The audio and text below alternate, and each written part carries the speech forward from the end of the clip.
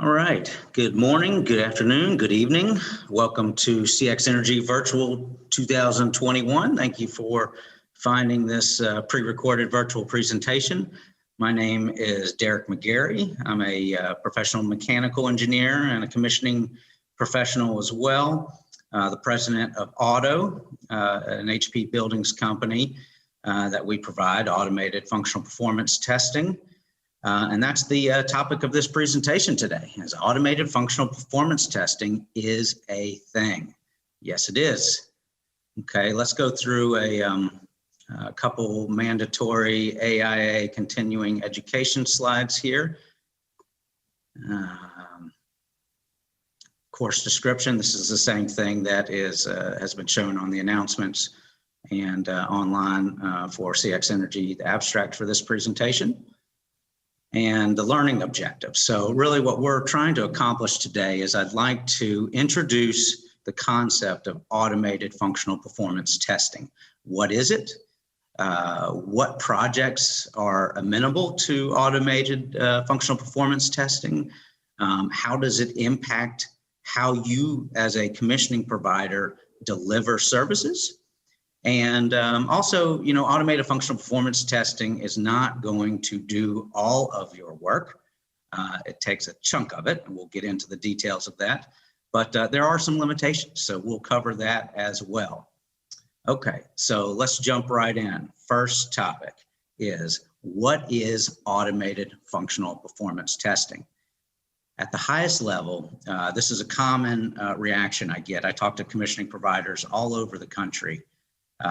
First reaction is, well, we use this type of software already, CxAlloy, Facility Grid, Blue Rhythm, whatever it is. Those are process and document management platforms for commissioning providers. Some commissioning providers just use Excel and Word, which is just fine. We'll talk about the synergies between these types of process documentation softwares and automated functional testing, but the big thing that we're missing here is a connection to the control system.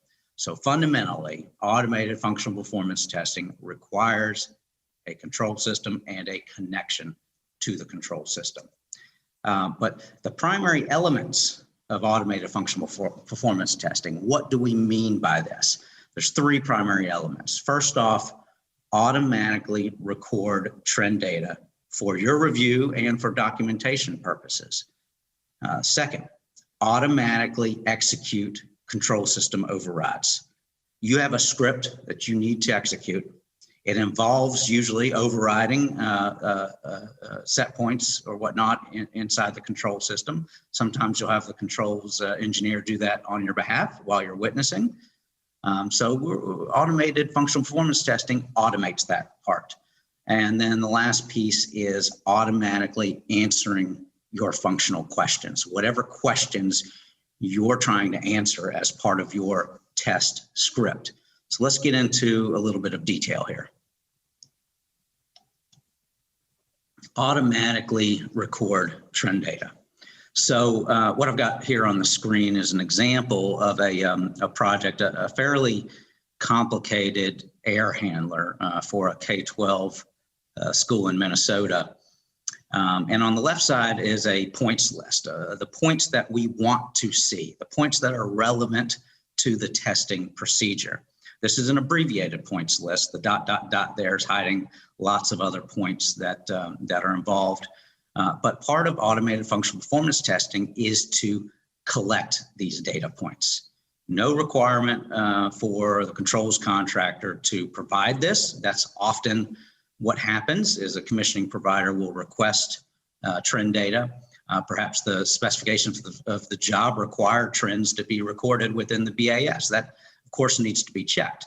But I'm sure a lot of people watching this presentation can relate to the difficulty it is to get trend data on equipment that you're testing.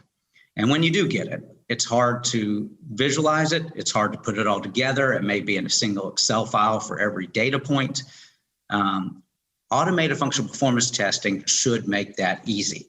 That's a standard element, is to have continuous logged trend data presented for your review. And on the right side of the screen, you see an example of that.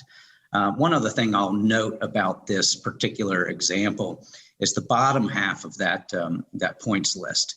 Note that it says for each downstream terminal unit. You know, when you're testing an air handler, or for that matter, a central plant, there's a lot of things downstream that are happening that interact with that parent air handler.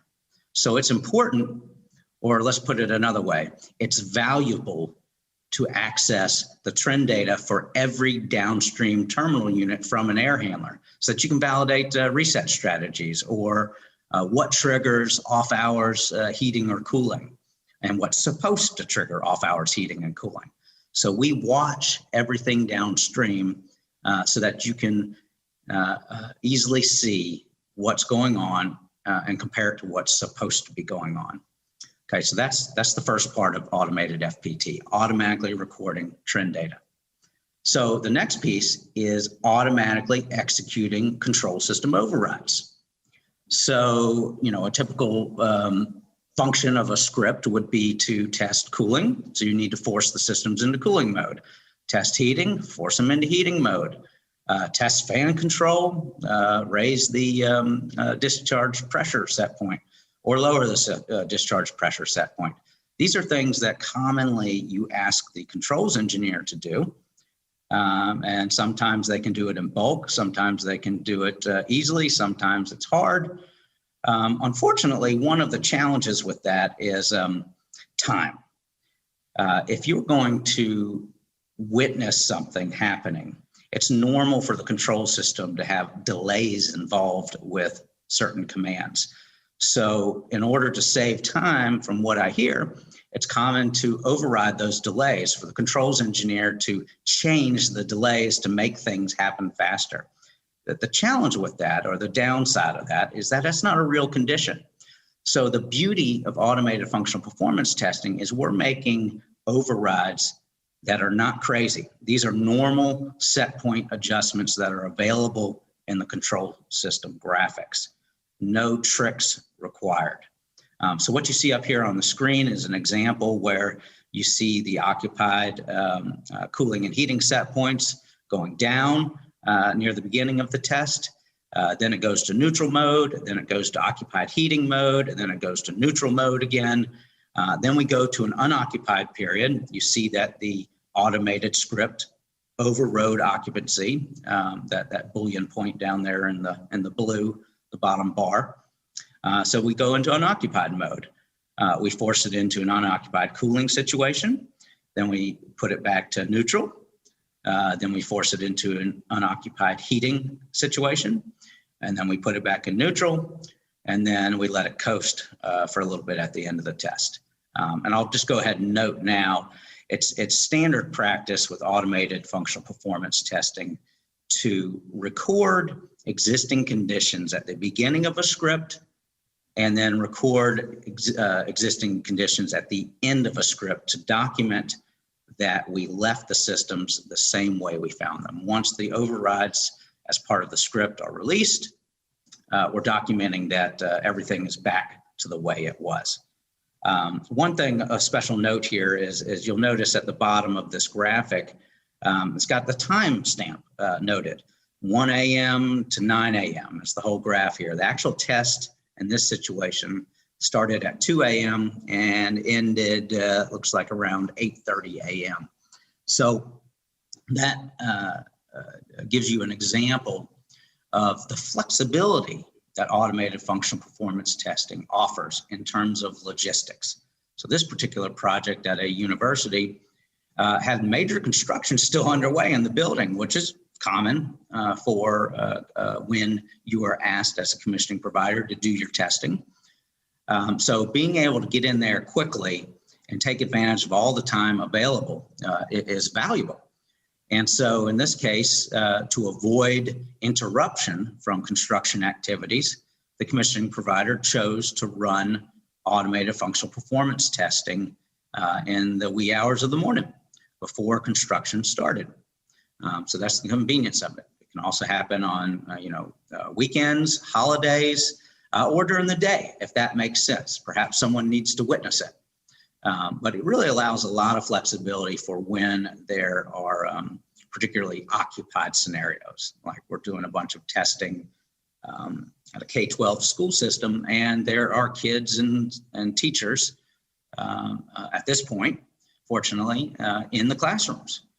So the commissioning provider is not allowed to do testing during class hours. That means they're forced to do their testing on nights and weekends, utilizing automated remote functional testing enables them to save a lot of overtime hours. The third piece of automated functional performance testing that's part of the core of it is automatically answering your functional questions. So we've got trend data, we've got automatic overrides, and then the data that we're collecting, we should be able to answer questions around that. So the example on the screen right now, you see those same overrides in the top part of this graphic. And then what you see down below is just some of the additional trend data. This shows the airflow actual compared to the airflow set point. And you'll also see the min, the max, and the heat set points. Well, this one is beautiful. I love it when we see projects like this. This is what you'd like to see on your project and be able to document this easily for your client. And so that's what automated functional performance testing does. So looking at that data as a person, you could answer these questions. Automated functional performance testing answers them on your behalf through a machine. So some examples here, in occupied cooling mode, you would expect the airflow set point to be max. Is it? Pass. Is airflow within 10% or 50 CFM magnitude of the set point? Pass. Occupied heating mode should be well, in this case, for this particular sequence, it modulates from minimum to heat airflow. So is it in that range? And then is the fan actually, or sorry, is the box damper actually controlling to that airflow? Check, check, check. Unoccupied cooling mode, similar to cooling, occupied cooling mode, check, check. Unoccupied heating mode, check, check, check. This stuff all happens automatically. And again, the luxury of utilizing a machine to do testing is you'll notice that this is a 2 to 8:30, that's a 6.5 hour test. Nobody would spend that much time testing a terminal unit. But these are real conditions. From all the commissioning providers we work with and we talk with, I'll commonly hear that at most, a commissioning provider will spend 30 to 45 minutes per terminal unit. So with automated functional performance testing, you've now extended to a more practical testing regimen that is 6 hours long in this case. That's a great luxury that automated functional performance testing enables. Now, as a professional, after the test is complete, you can spend some time reviewing the data to the extent you need to or want to. And you'll see things that you won't normally see when you're just sitting there on site next to the controls engineer, witnessing, spot checking things. So naturally, which we'll talk about a little bit later as well, this enables 100% testing of terminal units, where normally you may only do 20, 30% testing because it's expensive to spend that much time. Okay, so pulling this all together, what is automated functional performance testing? Right here on this screen, you've got all three elements. You've got trend data, automatically collected. You've got overrides, automatically executed. And then you've got functional questions automatically answered for you. So just to highlight, an example here, what you see on the left side is the functional questions. There's a question during occupied heating mode. After 20 minutes, is the supplier temperature greater than 80 degrees and less than 110 degrees. And for a terminal unit or for any discharge temperature going into the space, we all know that high discharge temperatures, well over 100, will cause stratification. So this commissioning provider wanted to make sure that there weren't any zones during heating that were seeing too high of a discharge temperature. So in this case, the automated test automatically identified that the discharge temperature was getting above 110. Okay, so let's go a little bit further about what automated functional performance testing can enable. If you're sitting there on site for hours, days, even weeks at a time next to a controls engineer going through highly repetitive testing procedures, you will naturally figure out what the themes are, what systemic issues exist within the systems that you're testing. So what you're seeing on this screen here is an example of how automated functional testing can provide that information to you at your fingertips. Since you weren't spending all that time witnessing it, you don't need to spend all that time witnessing these tests. So what you're seeing here is an example of looks like 45 terminal units. In this case, it was series fan powered terminal units. And there are some systemic issues, and it's all around airflow control. These are issues that need to be corrected. So we're looking at in heating mode these are series boxes, so there's no heat airflow set point, it's just the min. So are the boxes at minimum airflow set point? 36 of them out of 45 are not. You can look into the details of why those 9 got lucky. Then the same thing for a no load scenario. Should be at minimum airflow set point when the space set point is satisfied. So you see that most of the boxes are not going to minimum. And then in occupied cooling mode, should be going to at least above the minimum, if not at maximum. None of them are going above the minimum in this case. Sure, no one ever experiences this. You're called out on site, testing, it's your turn to do the testing. You're ready, you're told that the systems are ready for testing on Wednesday. Let's just say on Wednesday. So you get out there Wednesday morning, maybe you have a 2-3 hour drive to get there for that matter, and you start your testing, and maybe a couple hours in, you start noticing these systemic issues. So you've wasted some time. You're going to report this as issues that the contractor needs to resolve. Hopefully you're going to help them resolve these issues, explain to them what's problematic. Then you're going to have to come out and do retesting. Now, retesting is a major issue for commissioning providers and for the installing contractors and for the owners. Somebody is going to be spending money to make retesting happen. The beauty of automated functional performance testing is you just essentially press a button and run it again. So these systemic issues were identified. I'm not sure if this was the same project that we ran from 2 a.m. to 8 a.m. the test, but let's just say we ran them overnight. You wake up in the morning, you've got the results at your fingertips, and you can see the systemic issues. You can report those to the contractor, work with the contractor to resolve those issues. And once they're ready, essentially press a button, do your retesting, and see if those systemic issues went away. Okay, the other thing that naturally you'd want to see with automated functional performance testing is reporting. So those automatic answers need to land somewhere. So this is just an example of an output that we use, PDF version. There's lots of different outputs that some people like to look at. Some people like looking at PDFs. Other people want Excel. Actually, we'll cover that in the next slide. Some people want to see only the online version and help resolve the issues until you have a clean bill of health. And that's actually term I borrowed from Kaiser Permanente, another thing I'll talk about a little bit later here. Some interesting owner activity in the market regarding automated testing.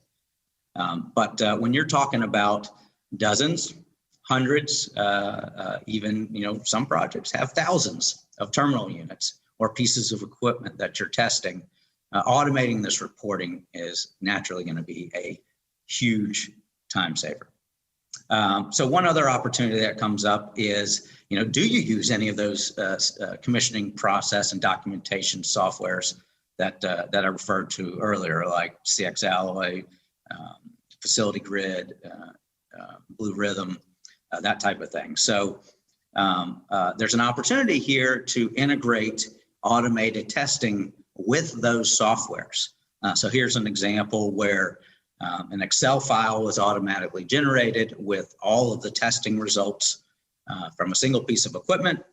And if it was 100 pieces of equipment, then it would be 100 Excel files as a zip file. And that gets loaded into, in this case, CxEnergy, what this commissioning provider uses, and it automatically fills in all the answers. Again, you can imagine how much of a time saver that can be. Okay, so what makes a project suitable for automated functional performance testing? Well, first off, you got to have a control system. That almost goes unsaid, but it is important to point that out because a lot of commissioning scope is done on projects that don't have a control system. So automated functional performance testing is not going to happen there in that situation. There's also a lot of projects where there may be a supervisory control system, but it's really just used for scheduling. So the controls contractor connects to every piece of equipment on your project to tell it when occupied and unoccupied mode is. Beyond that, all of the controls are internal to the unit. This is popular with light commercial rooftop units, multi-split systems, where there is a BAS integration option, but for lower cost, that stuff is kept internal to the unit, and the only thing that's exposed is just the on-off function. So that's not really a good application for automated functional performance testing, because what we're doing is we're connecting a machine to the control system to do analytics and visualization to execute your test scripts. And I really just gave you a long preamble to what really juices and makes automated functional performance testing possible. And this is a huge plug for ASHRAE, BACnet. It's been amazing over the last, the 25 years of my career, watching how technology has progressed and seeing BACnet organically grow in terms of its, technical rigor, but also its use, its embrace by the industry. And so what's beautiful today, and this is really what enables automated functional performance testing to happen in a universal manner. It doesn't really matter what control system brand your project has. Almost every control system going in today is going to be BACnet based. That's an open protocol, so we can do the same thing on every project, regardless of the brand. It's the most popular thing out there. Now, there are other ways you can execute automated functional performance testing, perhaps through other protocols. I know there are lots of gateways out there that can convert proprietary languages or other languages into BACnet objects that are readable by a machine that can talk BACnet. Tritium Niagara, of course, is a really popular gateway, if you will, that translates lots of different protocols into common protocols that are readable or open. And I borrowed this next slide here. I borrowed this from I found a presentation by John Petsy of Sky Foundry, and they've really been a major player in creating an industry-wide standard called Haystack. I'm not the one that's going to be able to really describe Haystack and its overall benefits and value to the industry, but what I can tell you, as a automated functional performance testing, technology provider, is that Haystack enables us to connect to any tritium Niagara system, and I'm sure there's other types of control systems it enables as well. But Haystack is a common open protocol that enables our analytics server to communicate with tritium Niagara systems, not just read the trend data or the control points, but actually overwrite control points as well. Okay, so the next topic here is the why. I've covered it, peppered it into the conversation so far, some of the major benefits.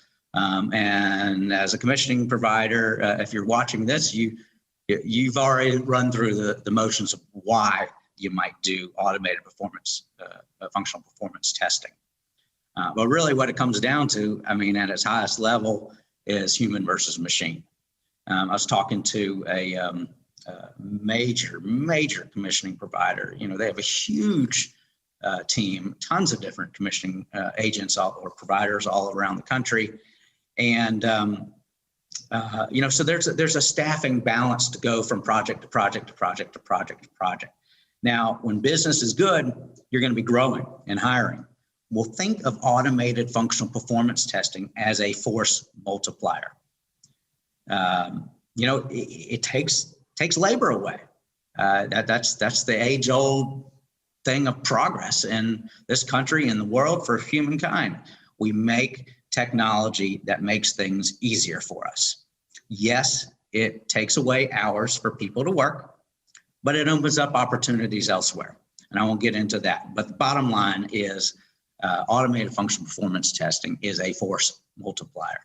Enables you to save time, which is money for somebody. Now, as a provider, really, as a commissioning provider listening in on this presentation here, time savings is awesome. It's going to help the budget of your project be more successful from an economic perspective for your business. But really what it opens up from a kind of, what would you call it, maybe a morale perspective, is you're an expert. It's not a high value use of your time to witness repetitive testing on tons of terminal units or air handlers. Now, you need to apply your expertise to those tests and those results. But what automated FPT enables is it does all the looking for you and then presents the trend data so that you can dig in further if you'd like. But what that actually results in is you will be spending more time helping solve issues for your client rather than just spending time finding them.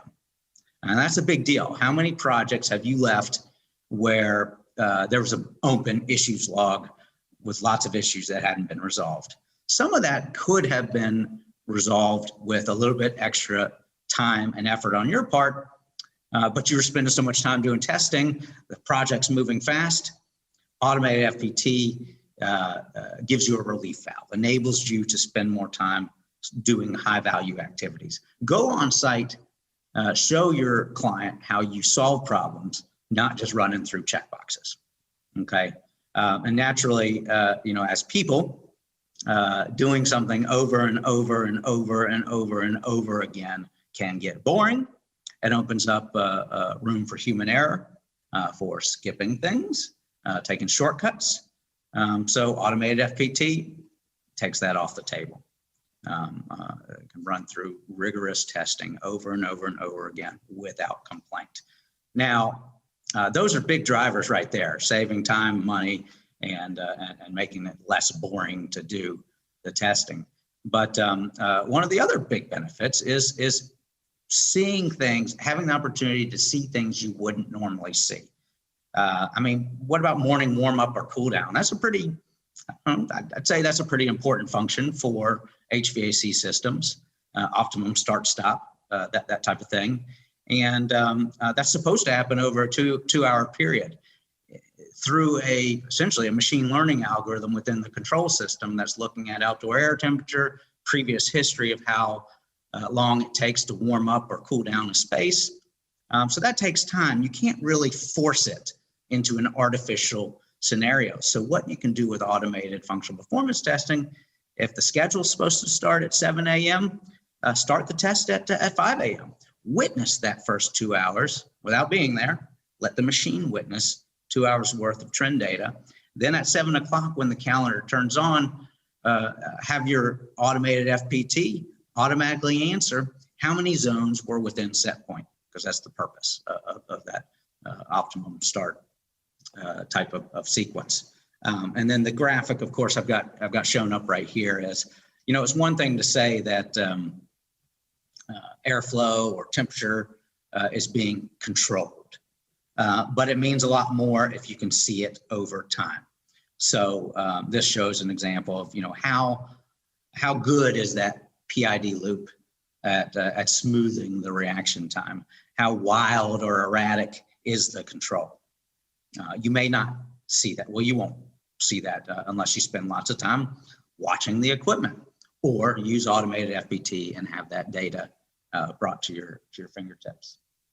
Okay, so it's important also to address what automated functional performance testing cannot, or maybe another way to put it, should not do. Some things, basically automated functional performance testing can only automate things that are automatable. And so that would be easily defined as things that you would do through the control system. That does not involve pre-test activities like startup checklists, pre-functional testing. Is that box a 10-inch inlet or a 6-inch inlet? That's a physical type of verification. Now, some of these things, if they're not done properly, will result in poor testing results, testing outcomes. For instance, starved airflow. If you're expecting 1,000 CFM in a 6-inch box, that's just not going to happen, and so that will evidence itself in the test results. So keep that in mind. There are some, action reactions you can see through the control system that does validate physically what's going on in the space. Now, one thing that we stay away from in automating certain script activities is physical safeties. High duct static is a common one, smoke alarm interlocks, freeze protection type of sequences. Some things, can be tested. You could adjust the set point for when, what's considered a low limit or a high limit for something, and test it in a, not a crazy scenario.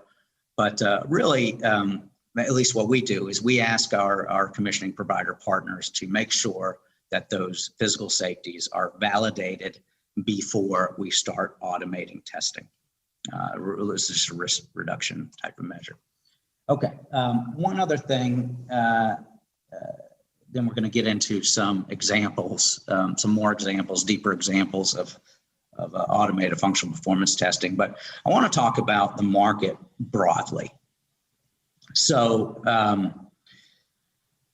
this is just things that I picked up from talking with providers all over the country over the last few years. The most notable recent thing that I came across was totally independent of my business. But Kaiser Permanente recently had a virtual community gathering of their 40 to 50 odd commissioning providers across the country. And they reviewed a lot of statistics around their projects that were commissioned or supposed to be commissioned. And a lot of the statistics were pretty dismal in terms of just activities that were supposed to be done by the commissioning agent just weren't done. But focusing more on the positive, what they articulated is that they had a handful of providers that were going above and beyond to use technology to make their process better. And those providers tended to have the better statistics of successful outcomes. And successful outcomes being defined by a lot of different parameters, but change orders, did you get a final commissioning report? Is it a clean bill of health once they got into the operations phase? Utility costs, other issues like that. So they've got real experience to say that automated functional performance testing, or they also refer to what's been called connected commissioning, is adding value to their portfolio. And so they're requiring it now. I'll call out and give real kudos to a couple different providers that I've come across over the last couple of years. Altura Associates in particular, they're a commissioning provider. Never talked with them, so apologize guys if I'm saying something out of line here, but from what I gather, they started their commissioning firm as a connected commissioning provider, utilizing fault detection and analytics and visualization to juice their process, to make their process not just better for their own economics, but better for the owner. Happens to be a Kaiser provider as well. But they wrote, they wrote an article in ASHRAE, like, I don't know, 5-6 years ago about connected commissioning. So this is not necessarily a new thing. There's been activity over the years, but I think it's just starting to catch on and become, well, partly because of BACnet and technology enabling this to happen. Ambient Energy is another notable firm I've come across. I'm not sure to the extent either of these firms, how much automation they're actually doing, but their clients are liking it and calling them back for more. So it's worth pointing that out. I've also come across some OEMs that have been putting effort into automated functional testing of some degree. I know Automated Logic, I believe this spring, released an automated type of testing procedure for terminal units. Someone told me the other day Siemens is doing that on one of their projects. Some of the details I've seen behind this stuff, it's, there's different people come at it from different angles. So customization is a big deal. Does that canned program work for your project? Fortunately or unfortunately, every commissioning provider has a different take on what the best way to do things is. And they're also supposed to test the sequences done by tons of different design engineers. And every design engineer has a different take on what the best way of doing things is. So there's a lot of variability in the industry when you're doing your testing. And so being able to deal with that customization is pretty important. But anything that can be automated, even if it's just a very simple function, can really add a lot of value to the project. And I'll also just note that my company, of course, OTTO, we've introduced automated functional performance testing to the market, to commissioning providers, and it feels like we're pushing the envelope again. Chops to Altura and Ambient, and I'm sure there's some others out there that have been pioneering this for a long time. But most commissioning providers cannot afford to have that type of software development capability in-house and manage it. So making it easy for the market to utilize, to leverage this type of technology, now you can. Okay, so let's go into, we got, let's see, about 15 minutes here. Yeah. Let's go into a couple examples, take it a little bit deeper, how automated commissioning can work out. So here's the actually, this is probably the most simple test we've done. There's no overrides in this case. All we did was straddle the occupancy schedule. So you'll see at the bottom of each of these examples, occupancy was, looks like 7 a.m. Maybe it was staggered slightly, or maybe there was a slight delay in the control system responding to the scheduled occupancy. But in unoccupied mode, for these outdoor air valves, just dumping fresh air into a floor-by-floor equipment room. This is for a corporate office tower. And, off hours, the dampers should be closed. That was the case in all three of these examples here. And then once occupancy hits, the boxes are supposed to maintain an airflow set point. So automated functional performance testing not only visualizes it for you, the far left example, there's a negligible airflow, even though the damper supposedly opened to 100%. So you'll see at the very bottom is the line in the script, in the test script, is airflow within 20% of set point. The airflows were so big in this case, provider thought 20% was a reasonable target to hit. And so it failed on the left one with very little, almost no airflow. In the middle one, you've got some airflow, but it's more than 20% outside of set point. So that's automatically identified as well. And then the far right example here, it's tracking set point pretty good during occupied mode. And that question is automatically answered. Is airflow within 20%? Yes, pass.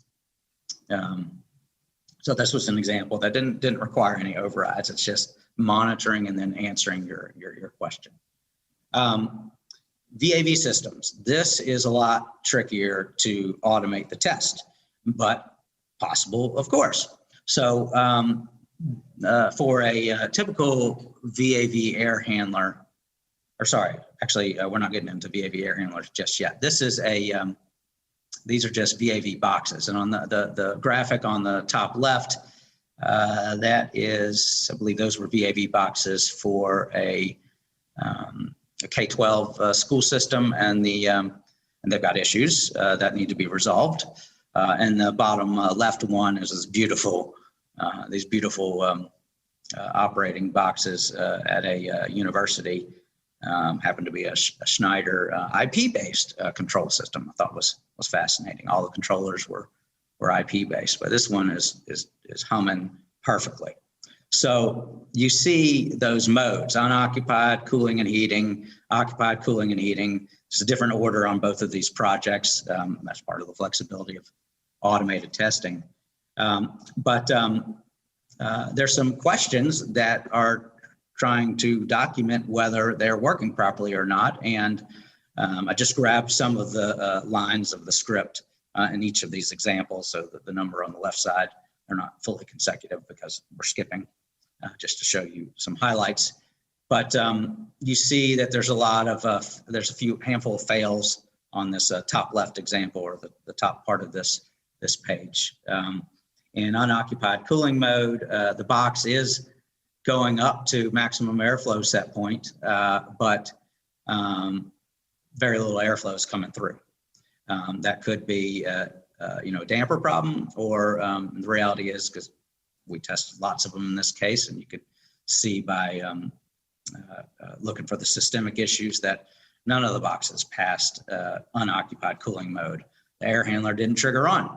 It should have, because we overrode the space set points so that the space temperature was outside of the unoccupied heating and cooling set points, or unoccupied cooling set point in this case. So that was automatically documented. Unoccupied heat mode, that was controlling very well to maximum airflow. Shouldn't happen for heating mode. Unoccupied cooling mode, pass. That was just like it's supposed to do. Go up to max, and the actual airflow goes up to max. Occupied heating mode, it's controlling to set point nicely, airflow set point nicely. It's just, again, that airflow set point is maximum, not heat. It should be at heat. So this was an example where that was easily identified. They were systemic issues across all the boxes, so that's a core controls issue that needs to be resolved. The example on the bottom half of the page, this university project, boy, that one is beautiful. You see occupied cooling mode goes up to maximum.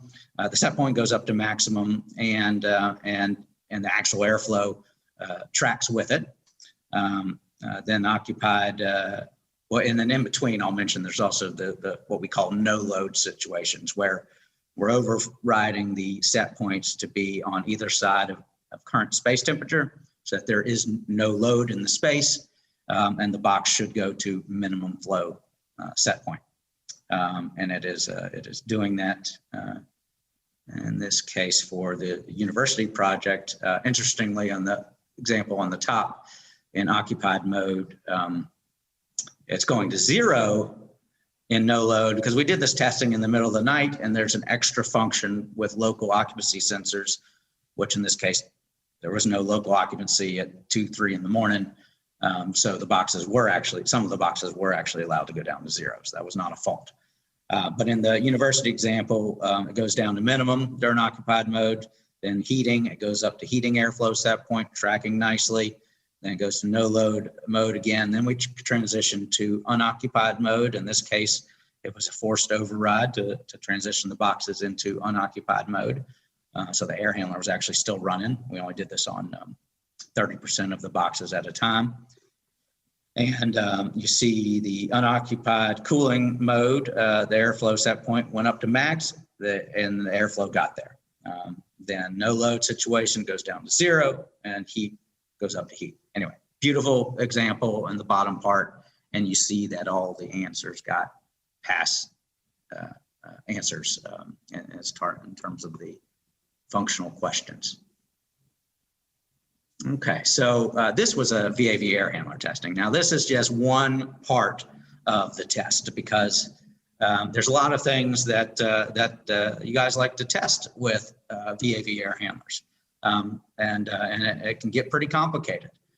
So I just grabbed a partial example of something in particular that I think is pretty powerful with automated functional performance testing. It's the supplier temperature and pressure reset strategy. For this particular project, the sequence that's supposed to happen is supplier temperature should modulate between 55 and 65 based on what they call the critical airflow ratio.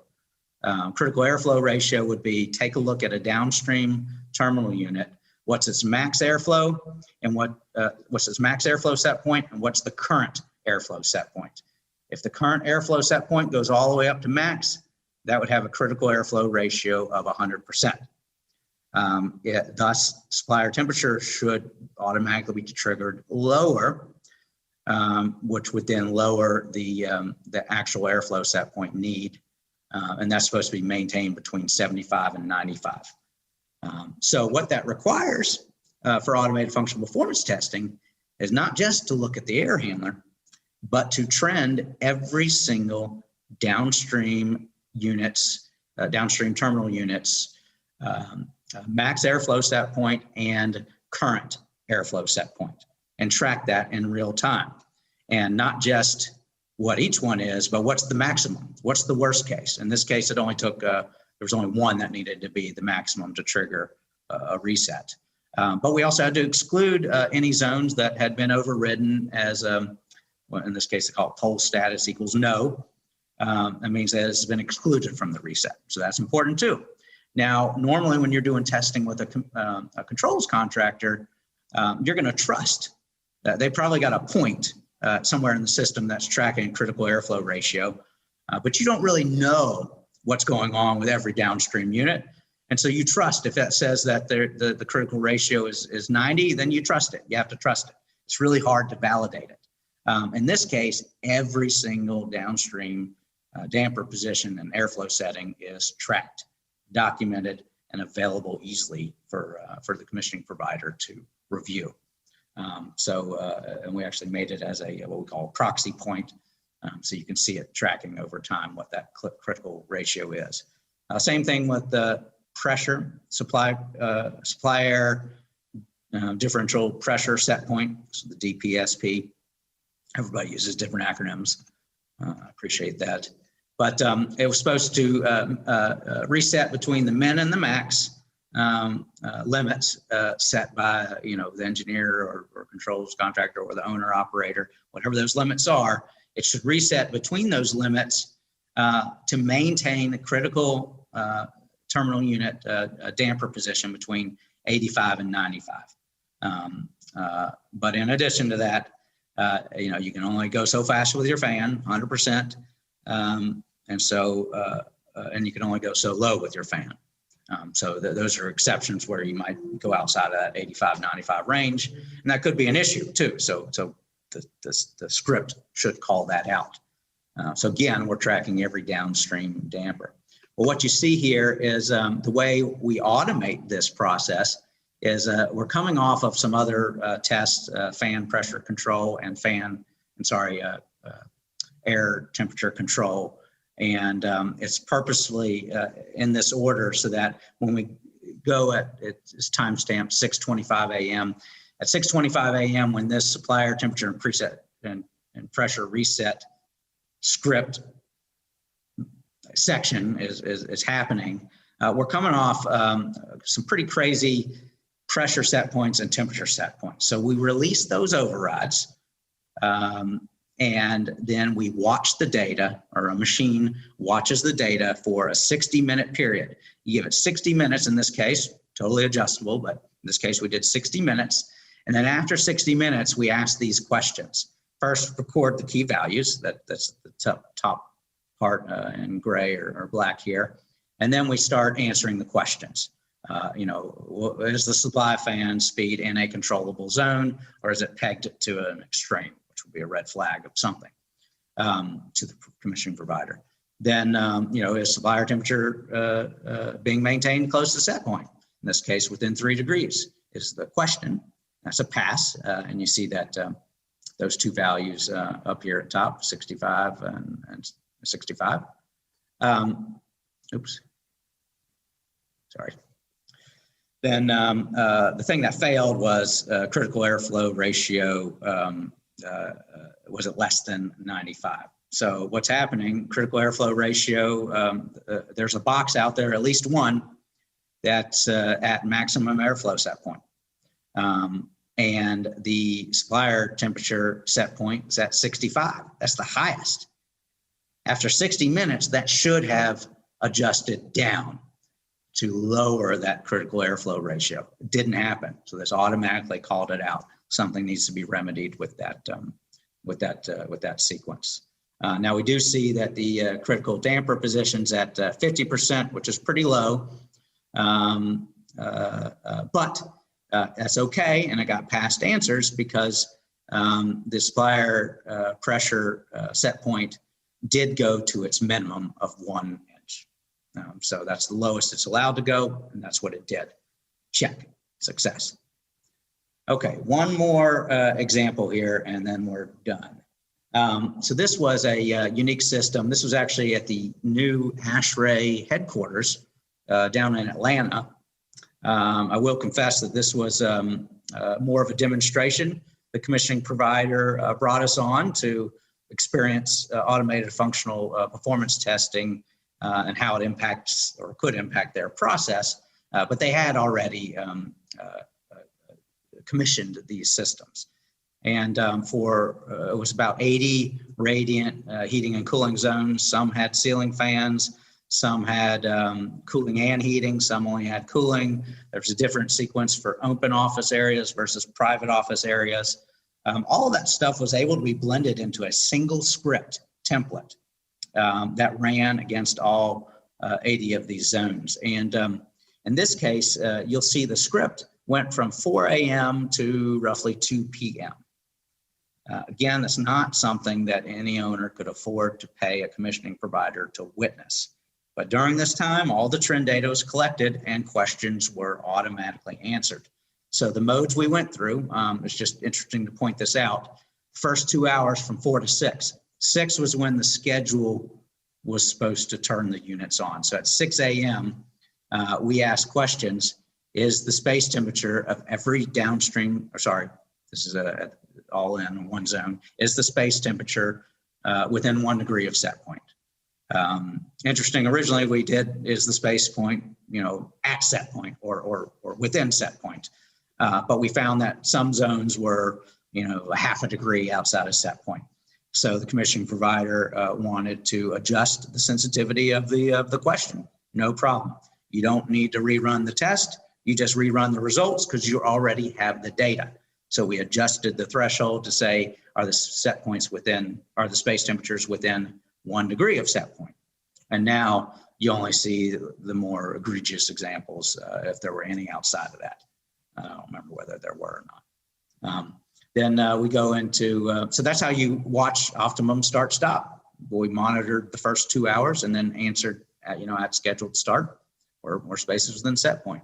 Then we went into heating mode. Now these are radiant systems. In this case, there were not any temperature sensors on the panels to prove that heating or cooling was happening.